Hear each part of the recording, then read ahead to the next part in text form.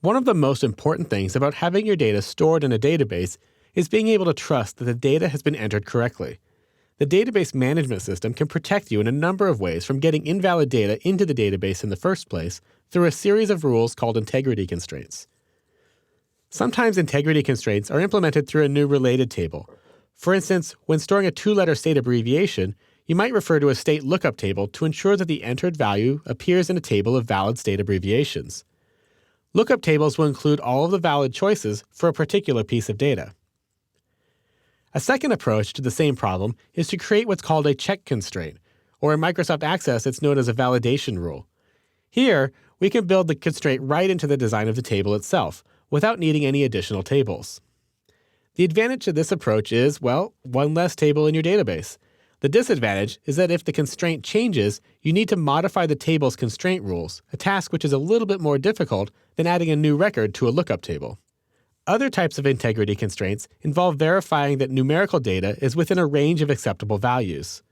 For instance, a product's price cannot be negative, or an employee's job rating must be between 1 and 5.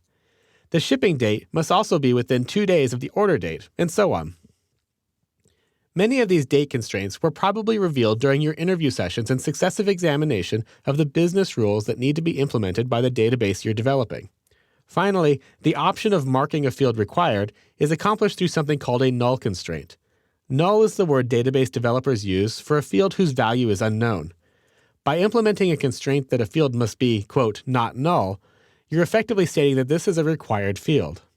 Again, you'll use your business rules in interviews to determine which fields in your database are required to be entered as soon as the record is created, and which fields can be left blank or filled in at a later date. So now you know a little bit about the ways that you can constrain the data that gets allowed into your database. It's time to return to the table design worksheet and fill in the constraints and required columns. For the constraints, you'll list out any rules that the data must adhere to in order to be considered valid. This might be a range of numbers or a list of specific values. Alternatively, you might decide that you would rather create a new related table rather than build the constraint directly into the original table's design. If you choose to go that route, remember to create a new design worksheet for the new lookup table and establish the proper primary key and relationships back to the table whose values you want to constrain.